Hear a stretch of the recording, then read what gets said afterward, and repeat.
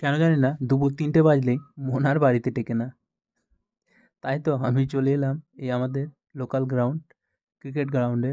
আর এখানে বেশ অসাধারণ ক্রিকেট খেলা হয়। এখানে আমাদের বয়সী সব বন্ধু-বান্ধবরা আসি এবং শর্ট বাউন্ডারি খেলি। হ্যাঁ, হয়তো টাকা দিয়েই, বাট টাকা না থাকলে বেশ মজাও জমে না। তাও আবার অত সামান্য নয়, ছোট্ট অ্যামাউন্ট দিয়ে আমরা ম্যাচ খেলি। আর এখানকার একটু আলাদাই ব্যাপার আছে, কারণ আমরা যখন ছোট ছিলাম ঠিক এই জায়গায় অনেক ক্রিকেট খেলেছি। টানা 10 বছর পর আবারও ঠিক এই জায়গায় ক্রিকেট খেলতে আসর জমেছে। আর মন কি থামে? তাই তো একটু সময় পেলে এবং তার সাথে সুযোগও পেলে চলে আসি এই গ্রাউন্ডে। আর অসাধারণ একটা ক্রিকেট ম্যাচ প্রতিদিন উপভোগ করি।